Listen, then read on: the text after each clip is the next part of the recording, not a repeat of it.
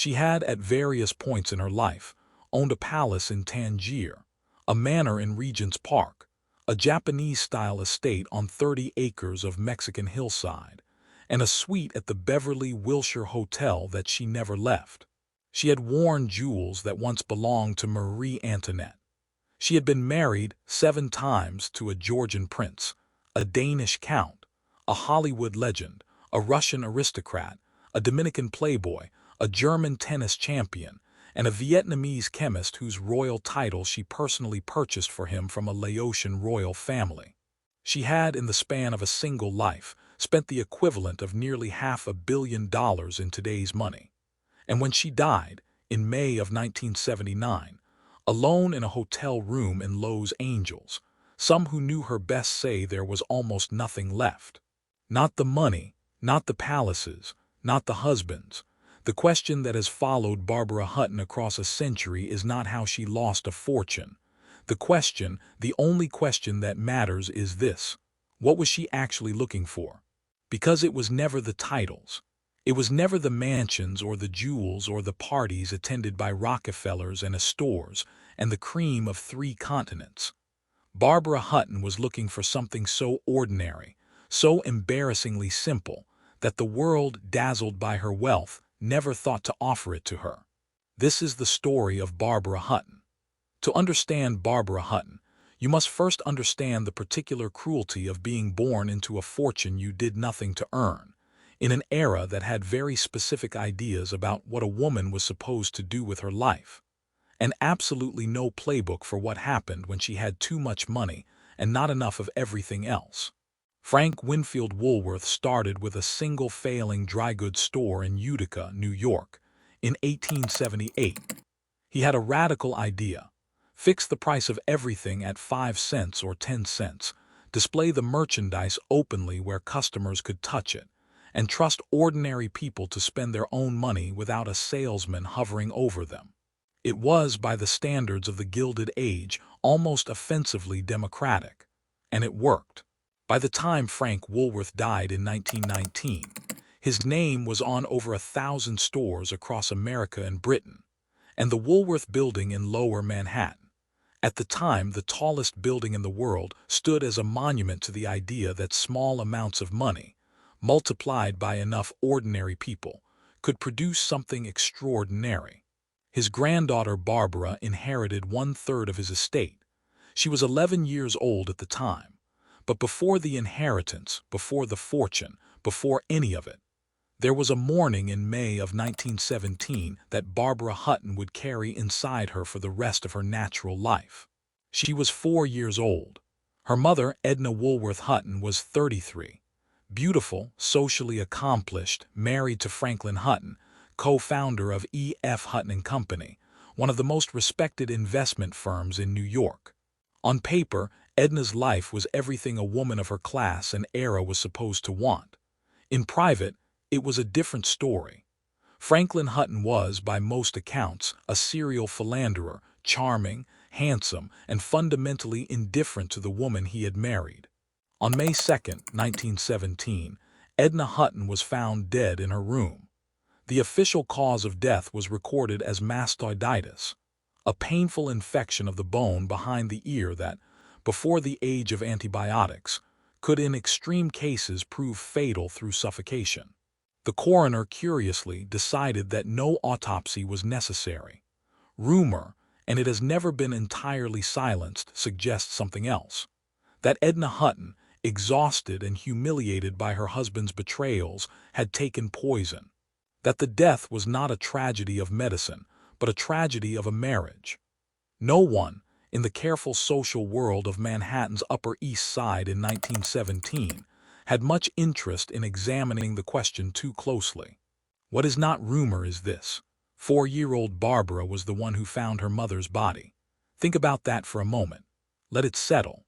Before Barbara Hutton ever wore a jewel, before she ever signed a marriage certificate or opened a checkbook, before the world decided she was a symbol of excess and carelessness, she was a 4-year-old child standing in a doorway, looking at something no child should ever have to see.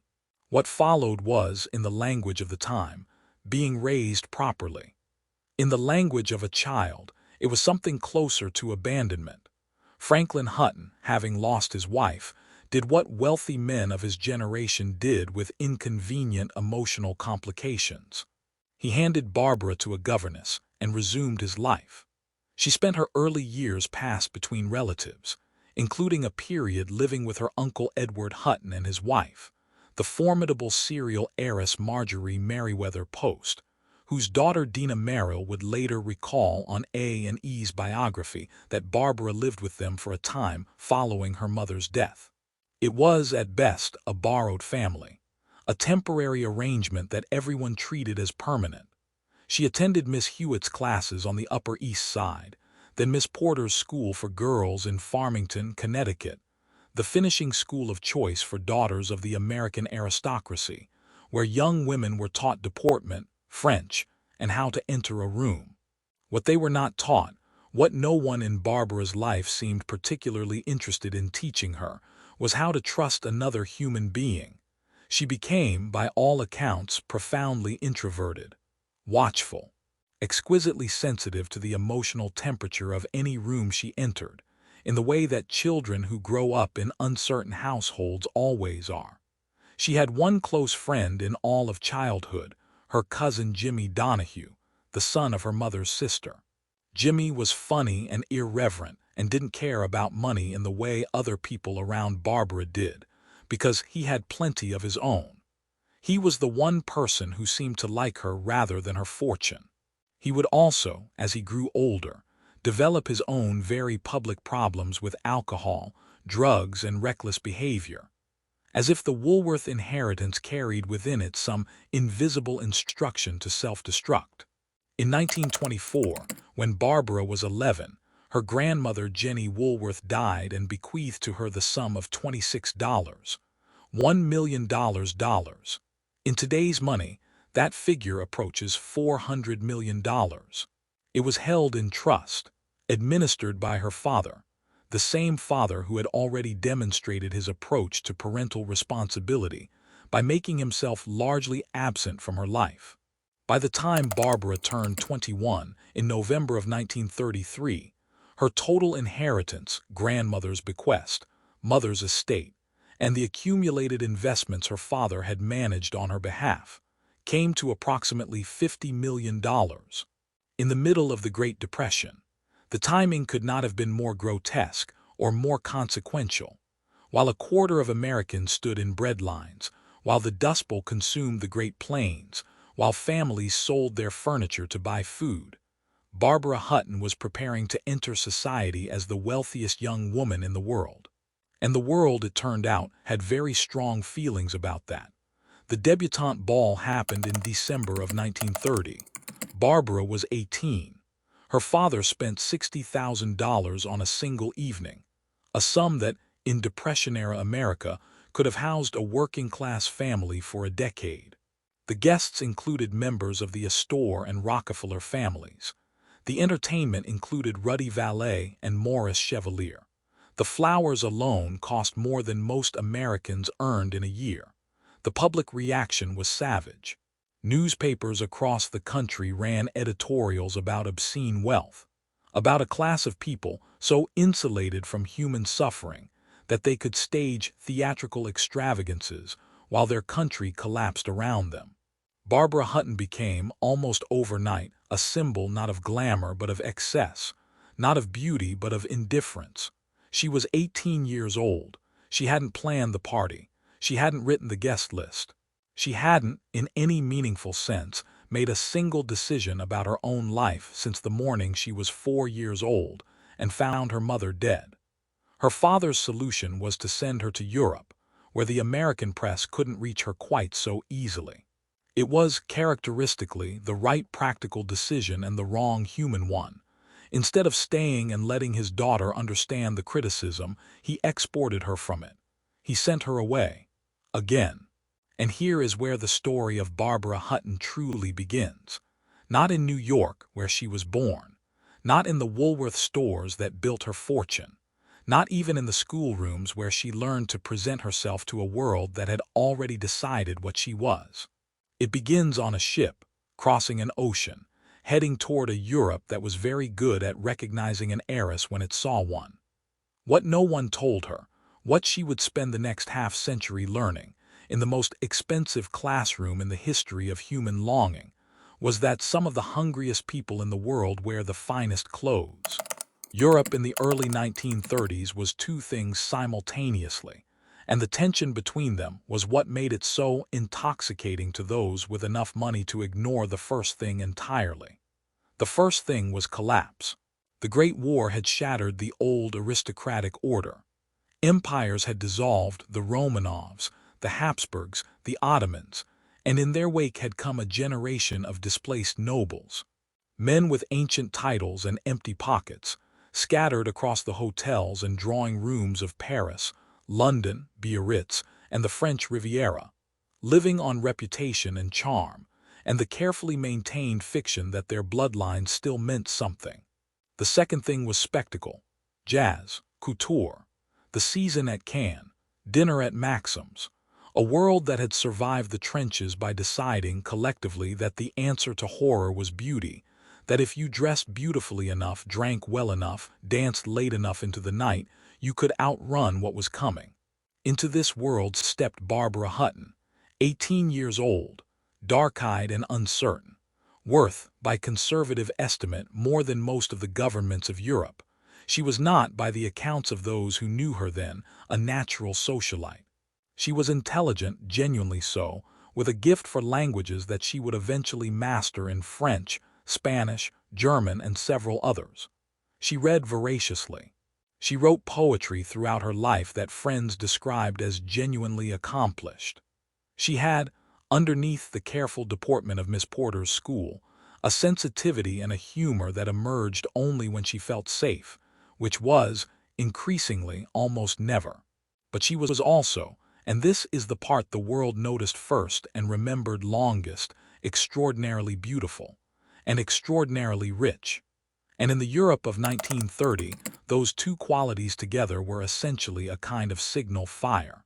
The European social circuit of the interwar years operated according to rules that were never written down but were understood by everyone who moved within it. The season migrated: London in spring, Paris in early summer, Biarritz or Deauville in August, the Riviera in winter, and with the season migrated the same several hundred families, the same faces, the same conversations, the same calculations. Who had money? Who needed money? Who might be induced to share it? It was in Biarritz, the elegant Atlantic resort town in the French Basque Country, where Europe's remaining aristocracy gathered each summer to perform leisure at each other, that Barbara Hutton first encountered the Mdivanis. The Mdivanis deserve a moment of attention, because they represent something almost too perfectly symbolic to be entirely real, and yet they were entirely real. They were Georgian, from the Caucasus, that ancient crossroads between Europe and Asia that had produced, over the centuries, some of the world's most breathtakingly beautiful people, and some of its most accomplished survivors. The family had fled Tbilisi in 1921, when Soviet forces invaded Georgia, arriving in Western Europe with their bloodlines intact and their bank accounts substantially less so. In Europe, where a title was still a passport to certain rooms, they presented themselves as princes. The accuracy of this claim was, to put it gently, contested. What was not contested was their extraordinary talent for social navigation. There were several Mdivani siblings, and between them they had already managed to marry into considerable fortunes. The eldest brother David had married Mae Murray, the Hollywood actress. Another brother, Serge, had attached himself to the opera singer Mary McCormick, and subsequently to Pola Negri. They were known in the gossip columns of 3 continents as the Marrying Mdivanis, a nickname they wore without apparent embarrassment. The architect of the approach to Barbara Hutton was not Alexis himself, but his sister, Isabel Rousadana Mdivani, known to her circle as Rousey. Rousey was, by all accounts, one of the more remarkable social operatives of her generation. Charming, perceptive, utterly ruthless, and possessed of an almost architectural understanding of human weakness. She had made it her life's work to propel her family into wealthy marriages, and she was very good at it. When Barbara Hutton arrived on the summer circuit, Rousey assessed her with the precision of a jeweler examining a stone. What she saw was not a person but an opportunity, a young woman of almost incomprehensible wealth, profoundly insecure, desperate for belonging, and so accustomed to people wanting things from her that she had never quite learned to distinguish want from affection.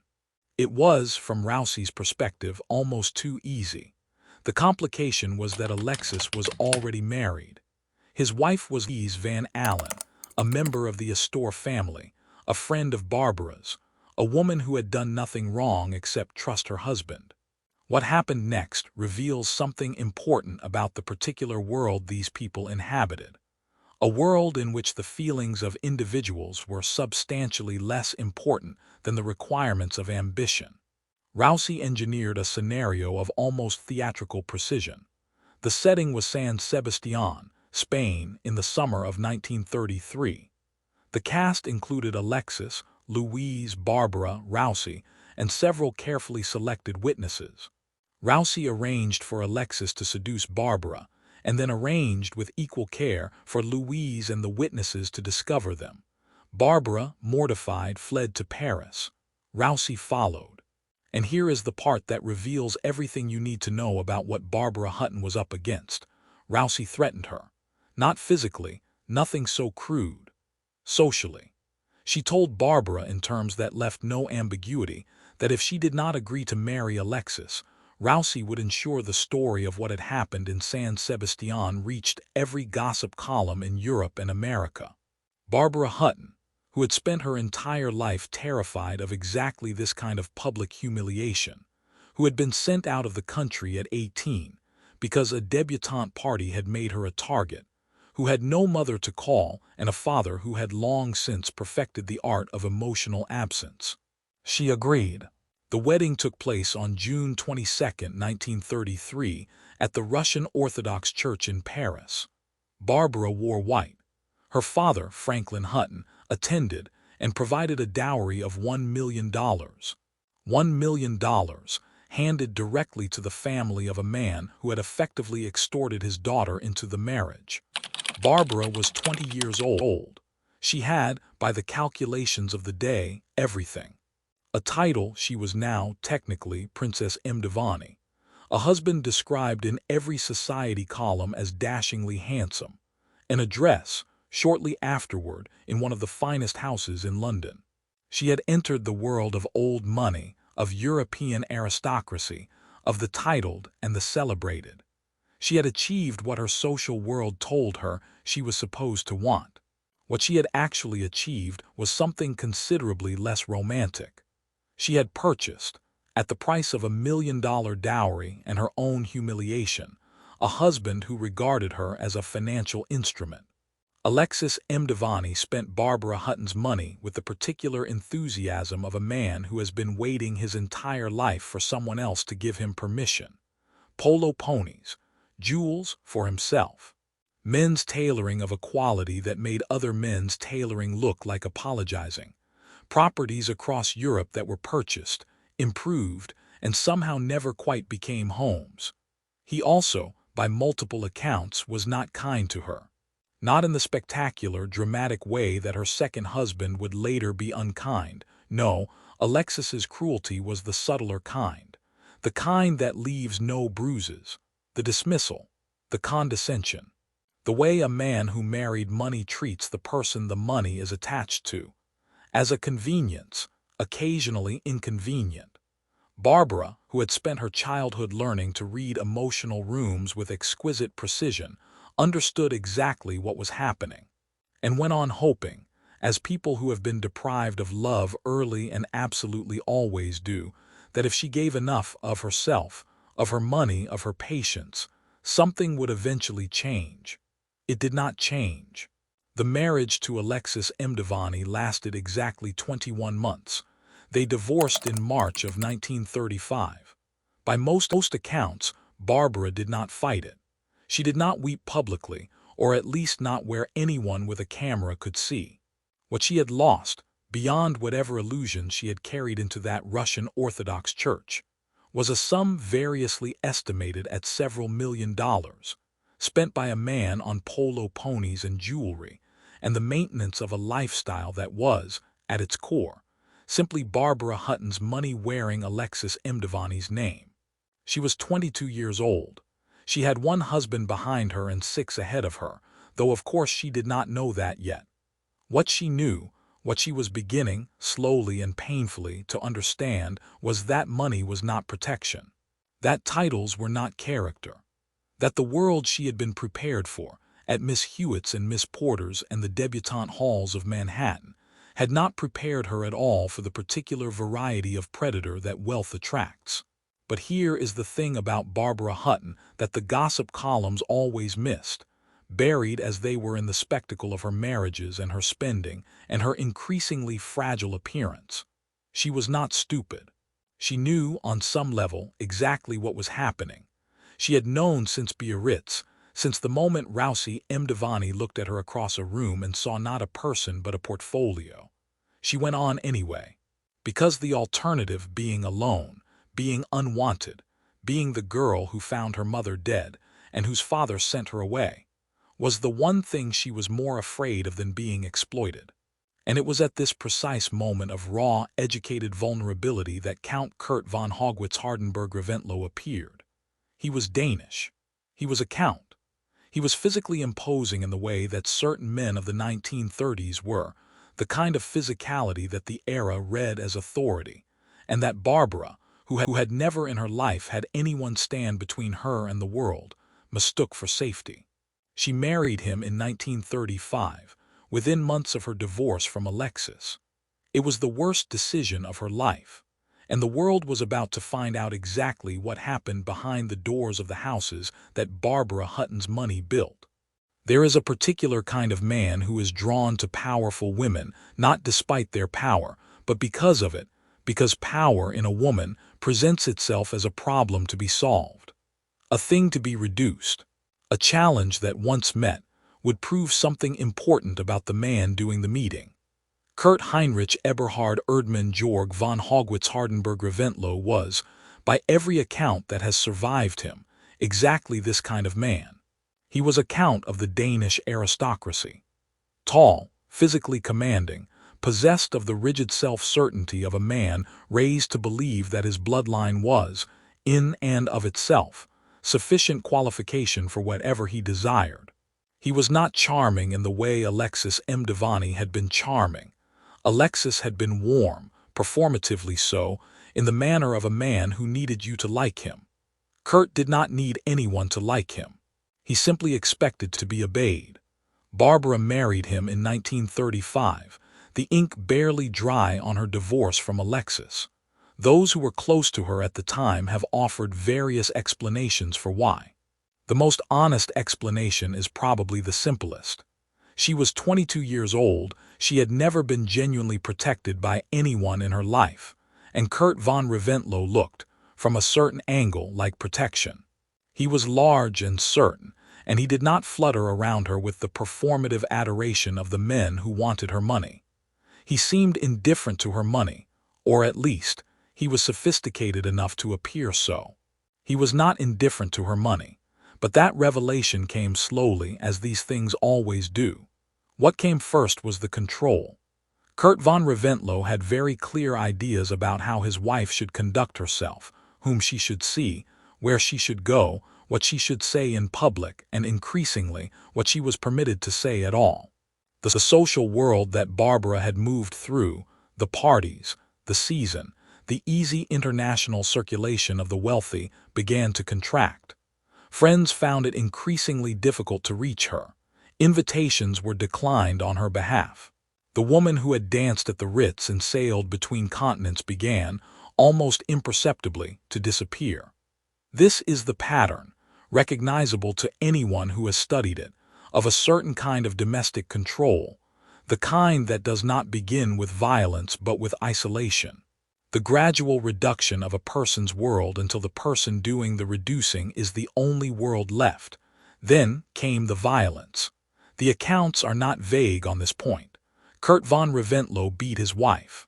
Not once, in a terrible moment of lost control that might, in another era, have been explained away, but repeatedly, deliberately, with the particular coldness of a man who had decided that his wife's body was an extension of his authority over her.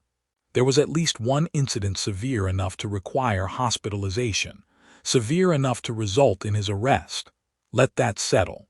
Barbara Hutton, the woman the newspapers called the poor little rich girl, whose spending and marriages provided the gossip columns of 3 continents with years of material, whose very existence seemed to some a provocation, was being beaten by her husband in the house she had paid for, in the city she had chosen, while the world outside debated whether she deserved her money.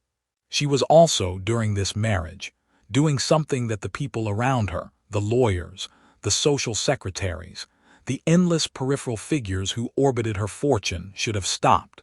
Something that Kurt von Reventlow had proposed, and Barbara, in some combination of love and exhaustion and the particular logic of a person who has been systematically worn down, had agreed to. In December of 1937, in a federal court in New York, Barbara Hutton renounced her American citizenship. She was 25 years old. She had been born in New York City. Her grandfather had built his fortune on the custom of ordinary American people, and she signed away her citizenship at her husband's insistence, on the grounds that Danish nationality would be more tax efficient. The American press, which had never been particularly gentle with her, was merciless. The woman who had been condemned for spending $60,000 on a debutante party during the Depression was now condemned for abandoning her country. She was called unpatriotic, ungrateful, a traitor to the nation that had made her grandfather rich. None of the commentary noted that she had made this decision while living with a man who put her in hospital. It was around this time, the years of the Reventlow marriage, the isolation, the violence, the slow dismantling of whatever remained of her sense of self, that Barbara Hutton's relationship with her own body began to change. She stopped eating, not all at once, not dramatically. The way these things begin is always quiet. A meal declined, a plate pushed away. The discovery that hunger controlled produces a sensation of control over something when everything else has been taken. Anorexia nervosa was not a term widely used in the 1930s, and the medical understanding of it was primitive by any modern measure. What the people around Barbara saw was a woman growing thinner and thinner and thinner. And what they said, if they said anything at all, was that she was being careful about her figure. She would struggle with this for the rest of her life. There would be periods of recovery, of relative stability, and then periods of relapse so severe that those close to her feared more than once that she would not survive them. It is not incidental to her story, not a footnote in the biography of her marriages. It is, in many ways, the story itself, the body keeping its own account of what the mind was enduring. In 1936, Barbara became pregnant. On February 24, 1936, she gave birth to a son. He was named Lance Reventlow, carrying his father's name into a world that his father would spend the next several years making as difficult as possible for both of them. The birth of Lance is one of the few unambiguous goods in the story of Barbara Hutton's life. By all accounts, she loved him, genuinely, completely, in the way that people who have been starved of love sometimes love with a ferocity that is almost painful to witness. Lance was funny and bright, and, as he grew older, possessed of a genuine passion for motor racing that had nothing to do with his mother's money and everything to do with who he actually was. He would go on to build his own racing car, the Scarab, a genuinely respected piece of American engineering from the golden age of sports car racing. But that is later. In 1936, Lance Reventlow was an infant, and his parents were in the process of destroying each other in a marriage that should never have happened. The divorce from Kurt von Reventlow came in 1938, after 3 years of a marriage that left Barbara Hutton physically diminished, emotionally devastated, and legally, for the moment, stateless, having surrendered her American citizenship, and not yet fully established another. The custody battle for Lance was, by the accounts of those who witnessed it, genuinely savage. Kurt von Reventlow was not a man who accepted losing gracefully, and he did not accept losing Lance gracefully. The legal proceedings dragged across multiple jurisdictions, consumed enormous sums of money, and subjected both Barbara and her son to a level of public scrutiny that was, in the media landscape of the late 1930s, inescapable. Barbara won custody. And then, characteristically, she did something that reveals the most painful contradiction at the heart of who she was. Having fought for her son with everything she had, she handed the raising of him to a governess and a series of private boarding schools. Exactly as her father had done to her. It would be too simple and too cruel to say that Barbara Hutton did not know how to be a mother. The more precise truth is that Barbara Hutton had never seen at close quarters what a mother actually looked like. The template had been removed when she was 4 years old and standing in a doorway.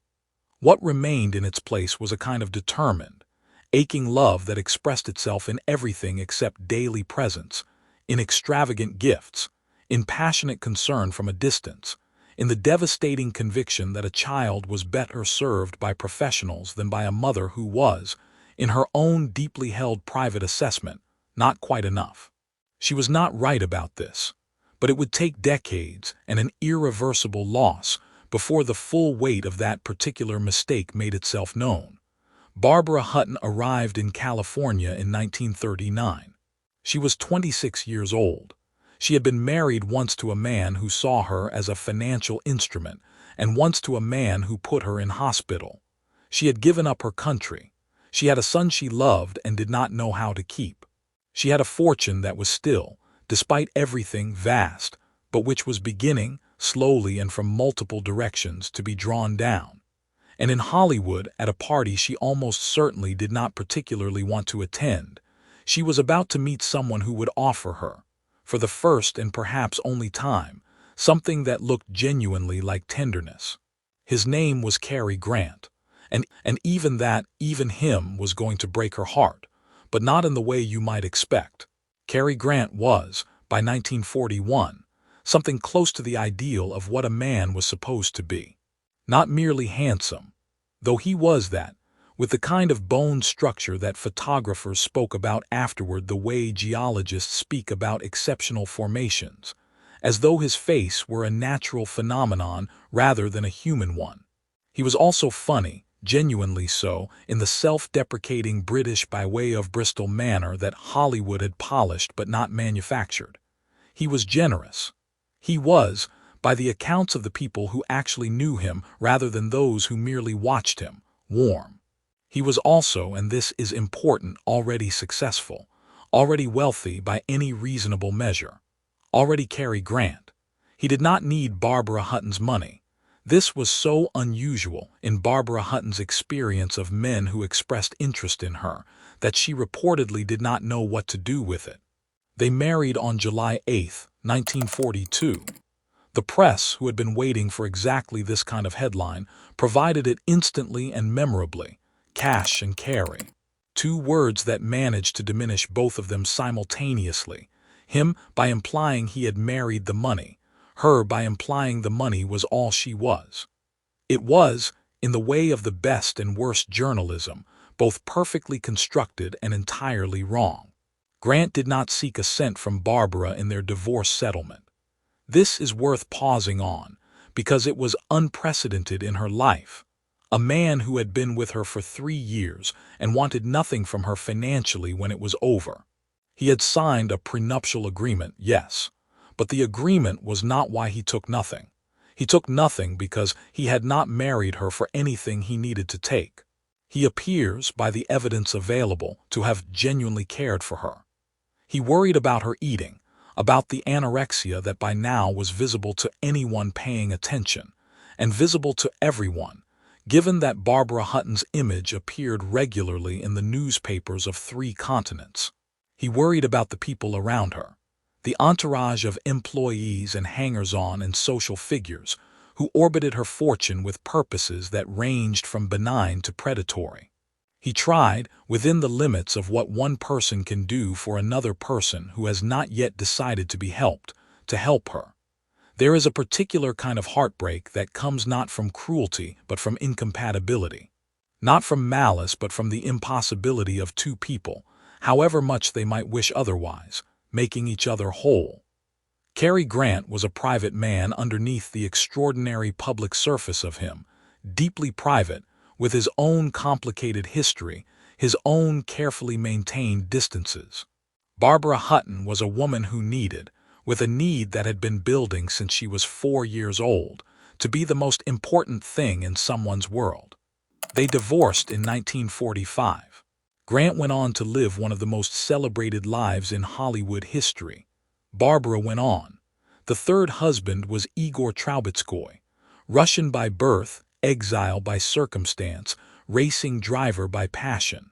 He was, in the parlance of the era, a prince, though the precise weight of that title, in the post-revolutionary landscape of displaced Russian aristocracy, was approximately what you might expect. He was also genuinely charming, in the way of men who love speed and have never quite adjusted to the pace of ordinary life. They married in the spring of 1948 in Zurich. That same year, Trubetskoy drove the first Ferrari ever to compete in Grand Prix racing. At the Monaco Grand Prix, no less, those narrow streets carved around the harbor of the Principality where excess had made itself a permanent address. He later won the Targa Florio.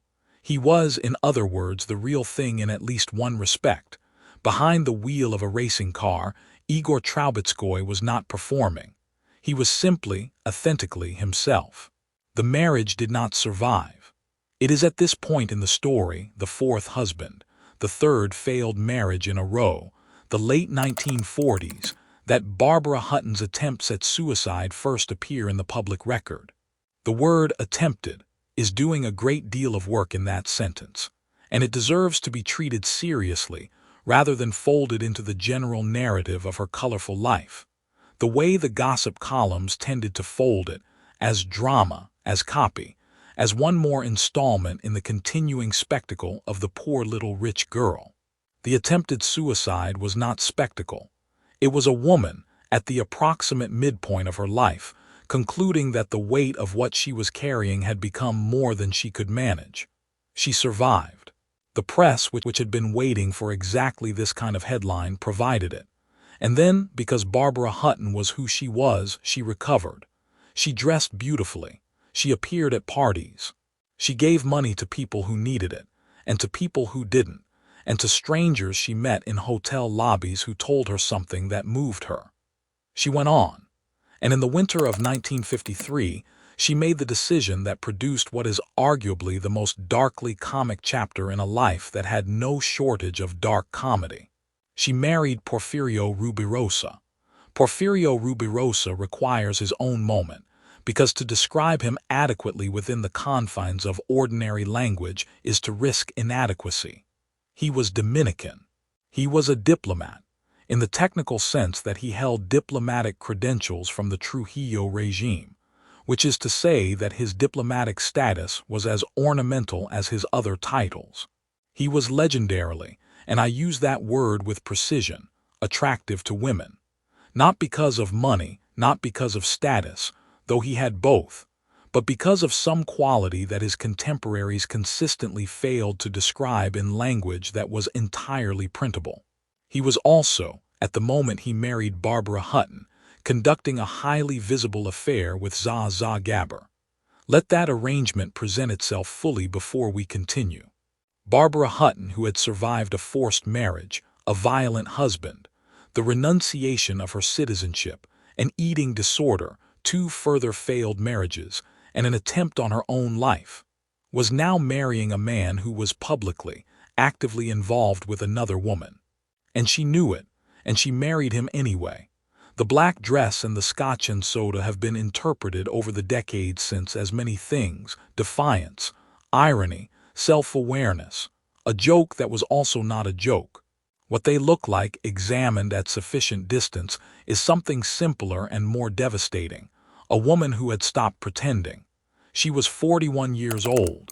She had been married 4 times. She was wearing black to her own wedding and drinking at the altar. And the remarkable thing, the thing that the press found delicious and that is, actually, heartbreaking, is that she had never looked more like herself. The marriage to Rubirosa lasted 53 days. December 30th, 1953 to February 20th, 1954. 53 days, during which Rubirosa continued his affair with Zsa Gabor, spent Barbara's money with characteristic enthusiasm, and provided the gossip columns of 3 continents with material that kept them busy well into spring. Barbara received from Rubirosa a string of pearls and a set of polo ponies. It was, by any reasonable accounting, the worst return on investment in the history of the institution of marriage. She paid him, additionally, a settlement that various sources have estimated at anywhere between $1 and $2 million upon the divorce. 53 days.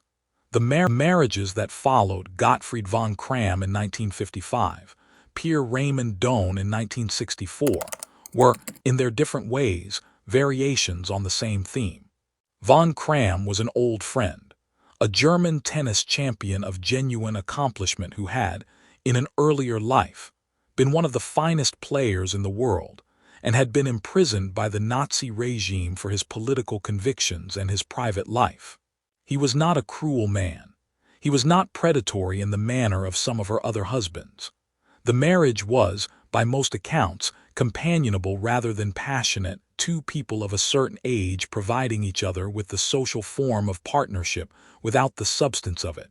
It ended in 1959. Von Cramm died years later in an automobile accident near Cairo. Raymond Dohn was the 7th and final husband. Vietnamese by birth, a chemist by profession, a prince by purchase, Barbara bought him the title, quite literally, from the former royal family of the Kingdom of Champasak, a territory in what is now Laos. She spent money on his elevation to royalty in the same way she spent money on everything by 1964. Automatically, generously, and with a kind of weary recognition that this was what was required. They divorced in 1966. She was 53 years old. She would not marry again. Throughout these years, the later marriages, the attempts to recreate in various corners of the world some version of the stability she had never had, the money was going. Not all at once, and not only through the marriages, though the marriages were substantial contributors. It was going in all the ways that very large fortunes go when the person at the center of them is not constitutionally suited to the hard-eyed management of capital. It was going through the generosity, the famous, extravagant, entirely genuine generosity of a woman who gave money to strangers in hotel lobbies, who donated Winfield House to the United States government as the official residence for the American ambassador in London, who funded, endowed, contributed, and gave without the systematic accounting that giving at that scale requires. It was going through the properties. The maintenance of multiple palaces across 3 continents is not inexpensive, and Barbara Hutton maintained them with the standards of someone who had been raised to believe that anything less than perfection was failure. And it was going, by multiple accounts, through the hands of her longtime lawyer Graham Madison, whose management of her estate raised questions that were never fully resolved in her lifetime, and that left her, in the final accounting, in a financial position that bore no resemblance to the woman who had arrived in Europe with $50 million and a future that seemed, from the outside, unlimited. On July 24, 1972, Lance Reventlow was killed when the small plane he was traveling in crashed into the mountains near Aspen, Colorado. He was 36 years old. There are moments in a life that function as the true ending, the moment after which everything that follows is technically living, but is something else in substance. For Barbara Hutton, the death of Lance Reventlow was that moment. She had not been, by her own reckoning or anyone else's, a consistently present mother. The boarding schools, the governesses, the geographical distances maintained by a life lived across multiple continents. These were the realities of Lance's childhood, and he had grown up in the knowledge that his mother loved him at a distance and in the grip of her own considerable difficulties. And yet they had found in his adulthood something real. He had become his own person. The Scarab racing car, designed and built by Lance Reventlow, was a genuinely celebrated piece of engineering, a contribution to the sport he loved that had nothing to do with his mother's money and everything to do with his own talent. He had been, in the last years before the crash, a man his mother could look at without the particular anguish of seeing the person you failed. He was gone. Barbara Hutton moved into the Beverly, Wilshire hotel. She was 59 years old. She had 7 husbands behind her. She had a son in the ground in Colorado. She had a fortune that had been reduced, through generosity and exploitation and the simple mathematics of spending without replenishment, to something that would have shocked the woman who had arrived in Biarritz in 1930 carrying the Woolworth inheritance and no idea what the world was going to do with it. She grew thinner. The anorexia, which had stalked her since the Reventlow marriage, reasserted itself with the authority of something that has been patient for decades and knows it has time. She gave money still to people who asked. She received visitors fewer as the years went on and of increasingly variable quality. The great figures of the social world she had once inhabited had their own aging to attend to. The friends of genuine standing thinned. What remained in the Beverly, Wilshire suite was the particular court of the very old and very wealthy people who came because they wanted something, or because they had always come, or because they were the kind of person who mistakes proximity to diminished glamour for glamour itself. She ordered room service. She wore her jewels sometimes even alone in the suite. She had given Marie Antoinette's pearls to the world, and Empress Eugenie's diamonds to various recipients, and the 40-carat Pasha diamond to the jewelers for cutting, and Winfield House to the American government, and millions of dollars to husbands and lawyers and strangers and causes. And what remained in the hotel suite in Beverly Hills was a woman who was looking at the end of her life and trying to understand what it had been. On May 11, 1979, Barbara Hutton died of a heart attack in her suite at the Beverly, Wilshire Hotel. She was 66 years old. One biographer recorded that $3,500 was found in her account at the time of her death. Others who were close to her disputed this, suggesting the reality was somewhat less dramatic. The truth of the final accounting has never been entirely settled, which is perhaps fitting for a life in which the numbers were always less important than the people attached to them. She was taken home to New York, to the city where she had been born, where her grandfather had built his empire, where she had found her mother's body and been given a debutante ball and been sent away and come back and been sent away again. She was interred in the Woolworth family mausoleum at Woodlawn Cemetery in the Bronx, beside her grandfather, beside the man who had started with a failing shop in Utica and built, on the small purchases of ordinary people, a fortune so large that it had taken his granddaughter 7 husbands, 3 continents, and 66 years to finish living inside it. The newspapers ran obituaries. They mentioned the marriages in the order they had occurred. They mentioned the fortune. They mentioned the nickname "poor little rich girl" for what felt like the 10,000th time, as though it still explained something, as though it had ever explained anything. It explained nothing. It was a headline, a convenience, a way of packaging a human life into something that fitted the available column space. The column space had never been large enough for Barbara Hutton, and it is not large enough now, which is why this story does not end here. The world did not pause for very long. It rarely does for women who spent their lives being watched, as though the watching itself was the point, and once the subject was gone, the audience simply found somewhere else to look. The obituaries ran. The gossip columns offered their retrospectives. The nickname "poor little rich girl" appeared one final time in print, doing its old work of reducing a human life to a punchline that was also, somehow, supposed to be a tragedy. And then the world moved on. But the people in the story did not simply dissolve. They continued. They aged. They died in their own time, and what happened to them afterward tells us something about the particular ecosystem that Barbara Hutton had sustained, sometimes knowingly, sometimes not, for nearly half a century. Winfield House stands today as the official residence of the American ambassador to the United Kingdom.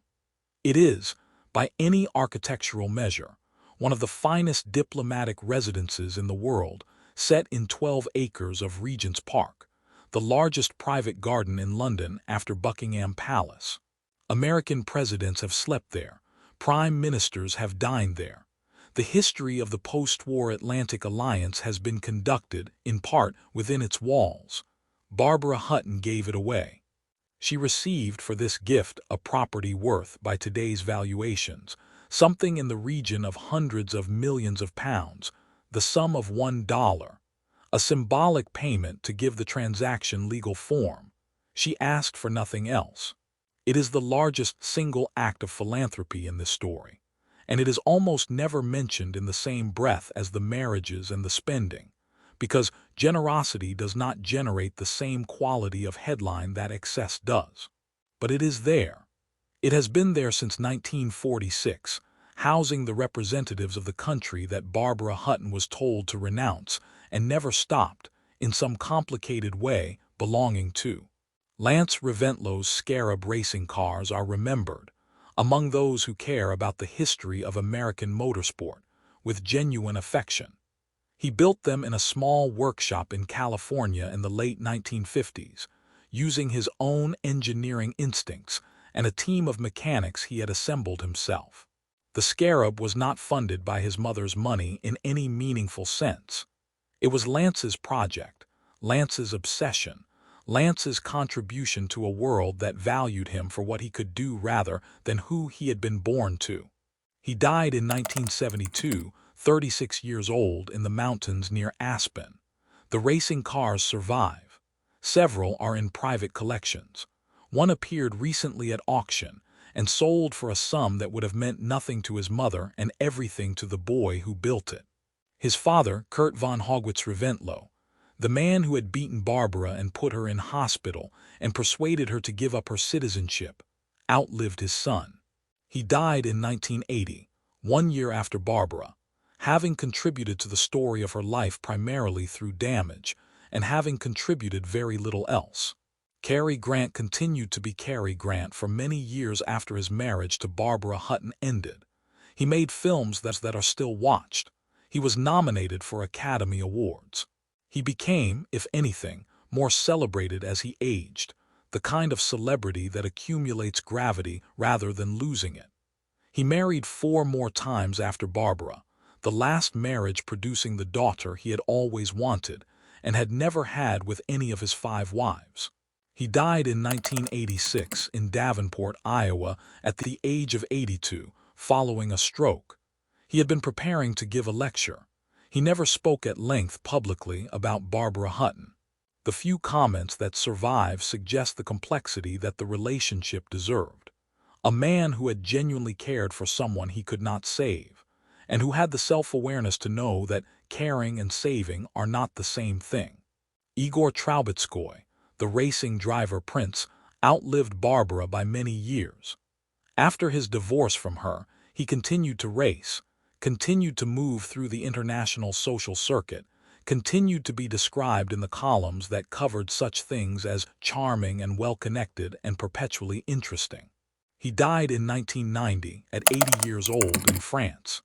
He left behind a racing record of genuine distinction and an autobiography of the soul that was, like most of the men in this story, somewhat thinner than his public biography.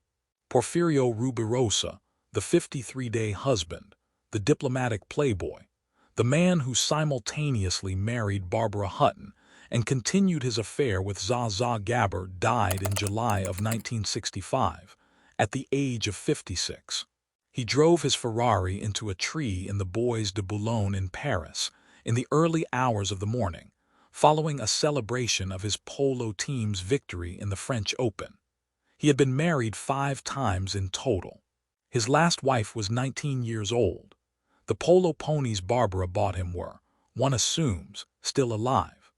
Graham Madison, the lawyer who managed Barbara Hutton's estate for many years and whose handling of her financial affairs raised serious questions among those who examined it after her death, died before the full accounting of his stewardship could be conclusively established.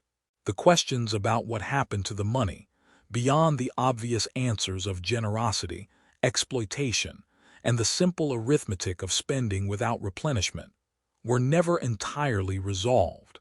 What is resolved is the mathematics of the estate. A woman who had inherited the equivalent of nearly $500 million in today's money died in a hotel suite with, by some accounts, almost nothing liquid remaining. Even if the $3,500 figure cited by one biographer overstates the depletion, and those who were present suggest the reality was somewhat more nuanced, the reduction was catastrophic by any measure. The jewels had been sold. The properties had been liquidated.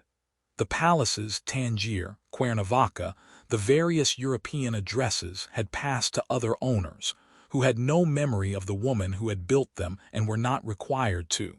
Gottfried von Kram, the German tennis champion who was Barbara's 6th husband, died in November of 1976, 3 years before Barbara herself. His car went off the road near Cairo, Egypt. He had been, in many ways, the least harmful of her husbands, a man who had himself survived persecution and imprisonment and emerged with his character intact. His death was reported in the sports pages as well as the social ones, which is perhaps the most one can say about the dignity of a life. Raymond Doan, the 7th and final husband, the Vietnamese chemist whose royal title Barbara purchased for him from a Laotian royal family, survived Barbara by many years. He returned, after the divorce, to the life he had been living before Barbara Hutton selected him from the social landscape of Tangier, and decided, for reasons that even her most sympathetic biographers find difficult to fully reconstruct, that he was the one she had been waiting for. He was not the one she had been waiting for. None of them were. In the years following Barbara Hutton's death, portions of her remaining estate were auctioned.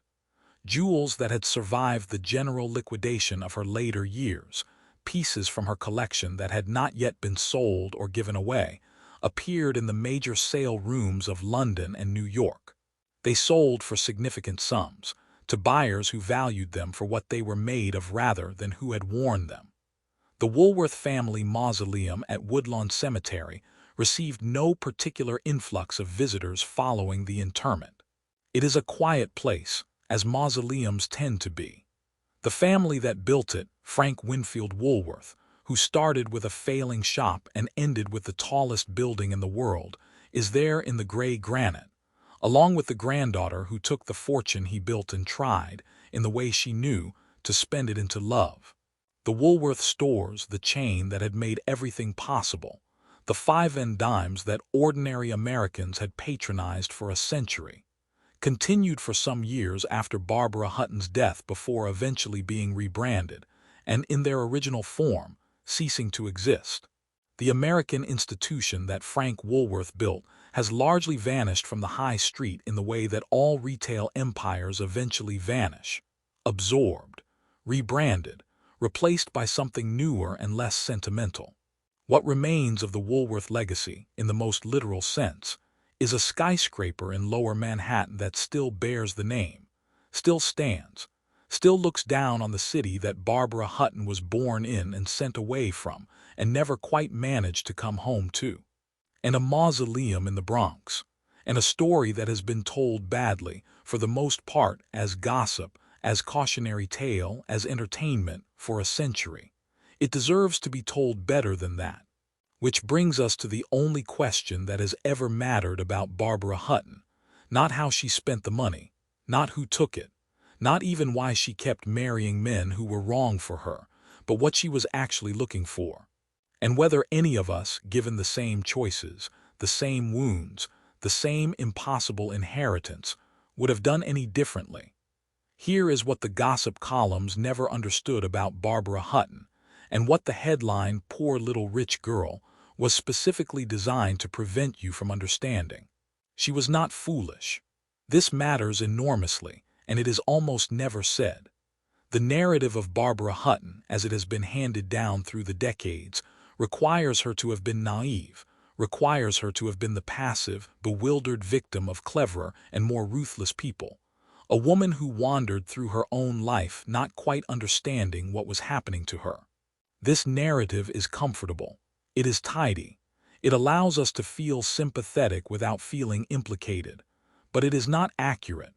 Barbara Hutton understood, with a precision that her circumstances had made merciless, exactly what most of the people around her wanted from her. She had understood it since Biarritz. Since the moment she was 19 years old and Rousey Mdivani looked at her across a room, and she felt, with the exquisite sensitivity of a person who has been reading rooms since childhood, exactly what that look contained. She had understood it through 6 more marriages, through the lawyers and the entourages and the social figures and the strangers in hotel lobbies. She knew, and she gave them what they wanted anyway. This is the part that the comfortable narrative cannot accommodate, not because it makes her foolish, but because it makes her something far more difficult to process. It makes her deliberate. It makes her a person who, with full knowledge of what was likely to happen, chose connection over safety, chose the risk of being wanted for the wrong reasons over the certainty of being left entirely alone. We have spent a century judging Barbara Hutton for spending her money. We have spent considerably less time asking why she spent it, and on what, and what that spending was actually trying to accomplish. Here is what I believe it was trying to accomplish. Barbara Hutton was 4 years old when she found her mother's body. In that moment, in that doorway, in that room in Manhattan in May of 1917, something was written into her at a level deeper than conscious thought. A conviction so foundational that it would shape every decision she made for the next 62 years. The conviction was this: the people you love leave. And the corollary, the one she spent $50 million trying to disprove. If you give enough, perhaps they will stay. This is not a pathology unique to Barbara Hutton. It is one of the oldest human equations, written into anyone who has experienced loss before they had the language to understand it. The logic is childhood logic, the logic of a person who has not yet learned that love is not a transaction, that giving and being loved are not the same exchange, that the people who leave when there is nothing left to take were never really there to begin with. The tragedy of Barbara Hutton is not that she believed this. The tragedy is that she was never given cause to stop believing it. The world gave Barbara Hutton a nickname and thought it had given her a story. Poor Little Rich Girl. The nickname contains within it a contradiction that its inventors did not intend to be meaningful, but that is, in fact, the most meaningful thing about it. Poor and rich in the same breath, deprived and excessive simultaneously. The headline that tried to sum her up was, accidentally, the most accurate thing ever written about her. Because Barbara Hutton was genuinely both things at once, throughout her entire life. And the failure to hold both truths simultaneously is what made the world's understanding of her so consistently wrong. She was rich in everything the world could measure. She was poor in everything the world forgot to count. There is one more thing to be said about Barbara Hutton, and it is this: she was kind, not strategically kind. Not kind in the calculated manner of people who give to charity for the tax benefit or the social capital, or the marble plaque with their name on it. She was kind in the instinctive, impractical, economically irrational way of someone who has suffered enough to know what suffering looks like in another person, and who cannot pass it without attempting to do something about it. She gave Winfield House to the American government for $1. She gave money to strangers in hotel lobbies because something in their face reminded her of something she recognized. She gave and gave and gave, and the world, which prefers its heiresses to be either purely sympathetic or purely culpable, never quite knew what to do with the giving. It didn't fit the narrative. It complicated the headline. It made the poor little rich girl into something more inconvenient, a human being. We have told this story as a tragedy, and it is a tragedy unmistakably, irreducibly. A child who lost her mother became a woman who could not stop looking for her. A fortune built on the small purchases of ordinary people was spent, in extraordinary amounts, on the extraordinary futility of trying to buy the one thing that has never been for sale. But here is what I want you to carry out of this story, past the marriages and the money and the heartbreak and the nickname. Barbara Hutton, at the end of her life, in a hotel suite in Beverly Hills with the fortune gone and the husbands gone and the son gone and the jewels mostly gone, was still giving, still tipping the room service generously, still pressing money into the hands of people who seemed to need it, still, in the diminished geography of a single hotel floor, doing the thing she had always done, trying to make the people around her feel for a moment that someone had noticed them. The world called this foolishness. I think it was the most coherent thing she ever did. Because what Barbara Hutton understood, what the 4-year-old girl in the doorway had understood, and the woman in the Beverly Wilshire suite understood, and everyone in between had understood, is that money is not the point of money. The point of money is the moment when one person turns to another and says, "I see you. I know you need something. Here." She just never learned to do it for herself. 7 husbands, 3 continents, $45 million spent across half a century, in ballrooms and courtrooms and hospital rooms and hotel suites, in Paris and London and Tangier, and Hollywood and Cuernavaca and Beverly Hills. And at the center of all of it, underneath the titles and the pearls and the gossip column inches, and the nickname that the world attached to her like a label on a jar, a woman who wanted, with a simplicity that her circumstances made impossible and her wounds made unbearable, what everyone wants: to be known, to be chosen, not for the money, just for herself. The saddest thing about Barbara Hutton is not that she never found what she was looking for. The saddest thing is that she never stopped looking, and that, in a life of 7 husbands and 3 continents and 66 years, and a fortune that could have purchased the loyalty of nations, not one single person ever thought to tell her that she had been enough, exactly as she was, since the very beginning. She was always enough. No one told her. That is the whole story.